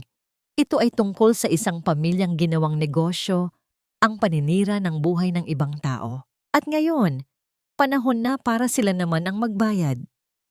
Sa gitna ng kaguluhan, biglang tumayo si Don Estanislao mula sa kanyang wheelchair na kanina patahimik sa isang sulok. Hinawakan nito ang kanyang dibdib. Ang mukha ay namimilipit sa sakit. Inaatake ako sa puso. Sigaw nito. Naghahabol ng hininga. Isang malinaw na pag-arte para makatakas sa sitwasyon. Ngunit bago pa man makalapit ang sinuman, biglang nawalan ng kontrol si Leonardo. Ang kanyang mga mata ay nanlilisik sa galit. Hindi na niya kinaya ang kahihiyan. Tumakbo siya. Hindi palabas, kundi papunta kay Amara. Sinungaling ka, sigaw nito. Ang kanyang kamay ay nakataas. Akmang sasaktan ang babaeng sumira sa lahat ng kanyang plano. Papatayin kita! Ang mga tao ay nagsigawan. Sumugod ang mga security guard. Ngunit bago pa man makalapit si Leonardo, humarang si Dr. Mateo sa pagitan nila ni Amara, handang saluhin ang anumang tama. Ang tunog ng gavel ng hukom ay paulit-ulit na bumagsak, sinusubukang ibalik ang kaayusan sa isang mundong nagibana. Ang kaguluhan sa loob ng courtroom ay parang isang eksena mula sa isang trahedya. Mabilis na napusasan ng mga gwardya si Leonardo, ngunit ang kanyang pagwawala ay hindi natapos sa pisikal na pagpupumiglas. Ang kanyang mga mata ay nanlilisik. Hindi na nakatingin kay Amara, kundi sa kanyang ama na nagkukunwaring inaatake sa puso habang inaalalayan ng mga mediko. Ikaw ang may kasalanan ng lahat ng ito. Sigaw ni Leonardo, ang boses ay basag at puno ng lason. Ang bawat salita ay tumatama sa katahimikan na dulot ng gulat. Ikaw ang nagturo sa akin na maging ganito. Ikaw ang nagsabi na ang kahinaan ay kasalanan. Halimaw ka. Ang mga salitang yon ay mas matalas pa sa anumang ebidensyang inilatag ni Amara. Sa harap ng media at ng buong sistema ng hustisya, ang mismong anak ni Don Estanislao ang nagbigay ng huling hatol sa kanilang pamilya. Ang imahe ng pagkakaisa at kapangyarihan ng mga Quintana ay gumuho, naging abo sa isang iglap. Nakatayo si Amara sa gitna ng lahat, protektado sa likod ni Mateo. Hindi siya gumalaw. Pinanood niya ang pagbagsak ng lalaking minsan niyang tinawag na mundo. Wala siyang naramdamang tuwa o paghihiganti. Ang naramdaman niya ay isang malalim at nakakapagod na awa. Isang oras ang lumipas. Dinala na si Leonardo sa holding cell. Ang courtroom ay unti-unting nabakante. Sa isang maliit na conference room, kasama ang kanyang pinagkakatiwalaang junior lawyer, inilapag sa harap ni Amara ang isang dokumento, annulment petition. Sa ilalim, nakasaad ang mga katagang irreconcilable differences at psychological incapacity. Kinuha ni Amara ang bolpen. Ang bigat nito sa kanyang kamay ay tila bigat ng 15 taon ng kasinungalingan. Sa isang iglap, bumalik sa kanya ang alaala ng araw ng kanilang kasal, ang puting gown, ang mga bulaklak, ang matatamis na pangakong binitiwan nila sa harap ng Diyos. Isang malungkot na ngiti ang sumilay sa kanyang mga labi. Pagkatapos ay naalala niya ang mukha ni Cyrene na puno ng takot, ang umiiyak na mukha ng kanyang ina sa nakaraan, at ang malamig na mga mata ni Leonardo habang siya ay niloloko. Ang kanyang kamay ay naging matatag. Sa isang diretsong guhit, nilagdaan niya ang bawat pahina. Walang pag-aalinlangan, walang pagsisisi. Isang butil ng luha ang pumatak sa papel. Hindi dahil sa lungkot, kundi dahil sa wakas, malaya na siya. Bago umalis ng Hall of Justice, humiling si Amara ng isang bagay. Ang makausap si Leonardo sa huling pagkakataon. Pinagbigyan siya. Sa loob ng isang maliit at amoy kalawang na interrogation room, nakita niya si Leonardo sa likod ng rehas. Wala na ang mamahaling suit. Napalitan na ito ng kulay kahel na damit ng preso. Wala na ang yabang. Napalitan na ito ng isang basag at talunang anyo. Amara, bulong ni Leonardo nang makita siya. Tulungan mo ako. Please, you're a great lawyer. Kaya mo akong palabasin dito. Remember us? Remember the good times? Umupo si Amara sa silyang nasa labas ng selda. Tinitigan niya ito, hindi bilang asawa, kundi bilang isang kaso na tapos na niyang pag-aralan. Ang mga magagandang alaalang sinasabi mo, Leonardo, alin doon ang totoo? Mahinahong tanong ni Amara. Ang pag-ibig mo ba o ang mga kasinungalingan mo? Kasi sa puntong ito, hindi ko na alam ang pagkakaiba. Mahal kita, Amara. Maniwala ka. Pagmamakaawa nito, ang mga luha ay nagsisimula nang mamuo sa kanyang mga mata. Nagkamali lang ako. Nadala lang ako sa tukso. Sa impluensya ni Daddy. Umiling si Amara ng marahan. Hindi na mahalaga yan. Hindi kita kinamumuhian, Leonardo. Sa totoo lang, wala na akong nararamdaman. Tumayo siya para umalis. Ang tanging pinagsisisihan ko lang, dagdag ni Amara bago tuluyang tumalikod, ay ang hindi ko nakita agad kung sino ka talaga. Paalam, Leonardo. Hindi na niya nilingon pa ang lalaking sumisigaw ng kanyang pangalan mula sa likod ng rehas. Sa labas ng gusali, naghihintay si Mateo. Ang araw ay palubog na, nag-iiwan ng kulay kahel at lilang marka sa kalangitan ng Maynila. Naglakad sila nang walang imik patungo sa sasakyan. Dumaan sila sa tulay ng Jones Bridge kung saan tanaw ang maruming agos ng Ilog Pasig.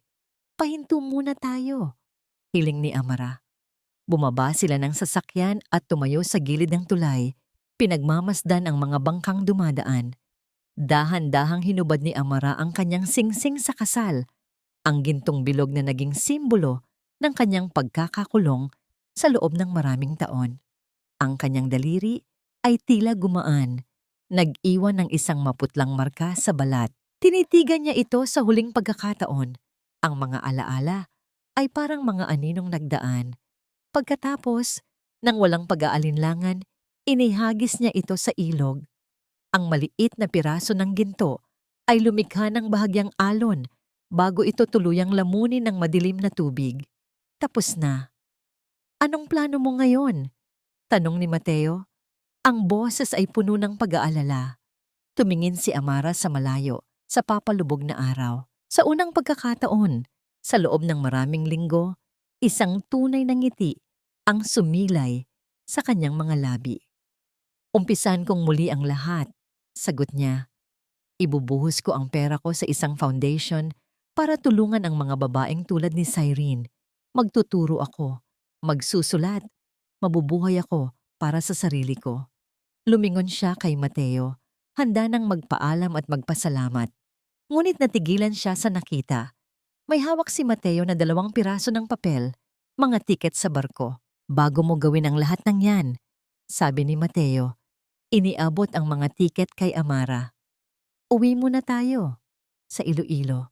Panahon na para bumalik ka sa simula. Tinitigan ni Amara ang mga tiket. Ang pangalan ng kanyang bayan ay nakasulat doon. Ang lugar kung saan nagsimula ang lahat ng sakit. At marahil, ang lugar din kung saan magsisimula ang kanyang paghilom. Tumingin siya kay Mateo. Ang lalaking ito na tahimik na sumuporta, na hindi humingi ng kapalit, na naniwala sa kanya kahit noong siya mismo ay nawawalan na ng tiwala sa sarili. Kinuha niya ang mga tiket. At sa gitna ng ingay ng Maynila at sa harap ng maruming ilog, naramdaman ni Amara ang isang bagong simula. Isang simula na hindi na tungkol sa pag-ibig na nakakasakal, kundi sa pag-asang dala ng isang tapat na pagsasamahan. 1 taon ang lumipas. Ang hangin sa Makati ay pareho pa rin, mainit, maalikabok, at puno ng ingay ng mga sasakyang nagmamadali. Ngunit sa loob ng isang bagong tayong opisina, sa ika-20 palapag ng isang gusali sa Ayala, ang hangin ay iba. Dito, ang hangin ay may amoy ng bagong simula at pag-asa. Sa pinto, isang simpleng plaka na gawa sa salamin ang nakaukit. Wisoria at Partners, hindi na Quintana. Ibinalik ni Amara ang pangalan ng kanyang ama. Ang pangalang minsan ay dinungisan, ngunit ngayon ay muli niyang itinatayo ng may dangal. Ang kanyang law firm ay hindi kasing laki ng dati, ngunit ang mga kliyente nito ay higit pa sa mayayaman. Sila ay mga babaeng naloko, naabuso at nawalan ng boses. Mga babaeng tinutulungan ni Amara na mahanap muli ang kanilang lakas. Pumasok sa kanyang opisina ang isang babaeng may dalang isang kahon ng tinapay. Ang kanyang nangiti ay matamis, kasing tamis ng amoy ng bagong lutong cinnamon rolls. "Ate, pasensya na sa abala," bati ni Cyrene habang inilalapag ang kahon sa mesa ni Amara. Fresh from the oven, pinadala din pala ni Nanay Lita itong mga bulaklak mula sa hardin niya sa Iloilo. Tumingin si Amara sa babaeng nasa harap niya. Si Cyrene ay hindi na ang takot at kawawang dalaga. Ang kanyang mukha ay may bagong kislap. Sa tulong ng perang ibinalik kay Amara, nakapagtayo si Cyrene ng isang maliit ngunit matagumpay na bake shop. At sa kanyang tabi, sa isang stroller, ay payapang natutulog ang isang maliit na anghel. "Salamat, Cyrene. Ang ganda ng anak mo," sabi ni Amara habang marahang hinahaplos ang pisngi ng sanggol. "Pinangalanan ko siyang Liwanag," sagot ni Cyrene. Ang kanyang mga mata ay nagningning. "Dahil siya at ikaw ang nagbigay ng liwanag sa pinakamadilim na parte ng buhay ko." Nagkatinginan ang dalawang babae. Ang sugat na minsan ay naghiwalay sa kanila ay siya na ngayong nag-uugnay sa kanila bilang magkapatid. Ang pamilya Quintana sa kabilang banda ay unti-unti nang nilalamon ng dilim. Si Don Estanislao ay namatay sa kulungan dahil sa komplikasyon sa puso, mag-isa at kinamumuhian. Si Leonardo ay kasalukuyang nagsisilbi ng kanyang sentensya para sa kasong economic sabotage at fraud. Ang kanilang kayamanan ay unti-unting nawala sa mga kaso at pagbabayad ng danyos. Ang kanilang pangalan ay naging isang sumpa na kinatatakutan sa mundo ng negosyo. Hindi na sila binigyan ni Amara ng kahit isang segundong pag-iisip. Ang hapon ay ginugol ni Amara sa dalampasigan ng villa sa Iloilo. Nakaupo siya sa mainit na buhangin. Ang kanyang mga paa ay hinahaplos ng marahang paggalon. Ang hangin mula sa Guimara Strait ay may dalang amoy ng alat at katahimikan. Sa kanyang tabi, tahimik na nakaupo si Mateo, nakatingin sa parehong papalubog na araw. Sa loob ng isang taon, hindi sila nagmadali. Walang pilitan, walang mga pangakong hindi kayang tuparin. Ang kanilang relasyon ay dahan-dahang namukadkad na parang isang bulaklak na hindi minadaling pitasin. Ito ay isang pagsasamahang binuo sa respeto, pag-unawa, at komportableng katahimikan. "Napatawad mo na ba siya?"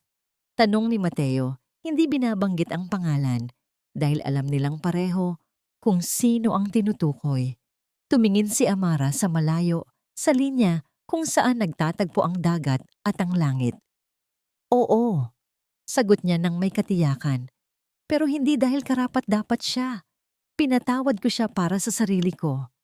Ang galit ay parang laso na iniinom mo habang umaasa kang mamamatay ang kaaway mo. Panahon na para bitawan ko ang laso na yon. Nahanap na niya ang kapayapaan. Ito ay nasa bawat haplos ng hangin, sa bawat pagngiti ng mga kliyenteng natutulungan niya, at sa bawat paggising niya sa umaga na walang bigat sa dibdib. "May isa pa akong tanong," sabi ni Mateo. Lumingon sa kanya. Ang kanyang mga mata ay seryoso, ngunit puno ng pagmamahal. Inakala ni Amara na magtatanong ito tungkol sa kinabukasan, tungkol sa kasal, o sa mga bagay na karaniwang tinatanong sa ganitong pagkakataon. "Ano yon?" tanong ni Amara. Ngumiti si Mateo. "Gutom ka na ba? Kasi may alam akong pinakamasarap na batchoy dito." Isang malakas at masayang halakhak ang kumawala sa mga labi ni Amara. Isang tunog na matagal nang hindi naririnig mula sa kanya. Ang pagtawang iyon ay umalingaw-ngaw sa dalampasigan, sumasabay sa himig ng mga alon. Hinawakan ni Mateo ang kanyang kamay. Ang kanilang mga daliri ay nagsalikop na parang dalawang ilog na sa wakas ay nagtagpo. Hindi na kailangan ng mga salita. Ang kanilang mga puso ay nag-uusap sa lengguwahe ng katahimikan habang pinagmamasdan nila ang huling piraso ng araw na lumubog sa abot-tanaw. Alam ni Amara ang aral na iniwan ng kanyang paglalakbay. Ang paglaya ay hindi nangangahulugang hindi ka na masasaktan ulit. Ang paglaya ay ang pag-alam na kahit gaano kalakas ang bagyo, kaya mo nang tumayo sa sarili mong mga paa pagkatapos. Ang pag-ibig ay hindi pagkakakulong, kundi isang malawak na kalangitan kung saan malaya kang lumipad. At sa bukang liwayway ng kanyang bagong buhay, si Amara Isoria ay handa ng muling pumailan lang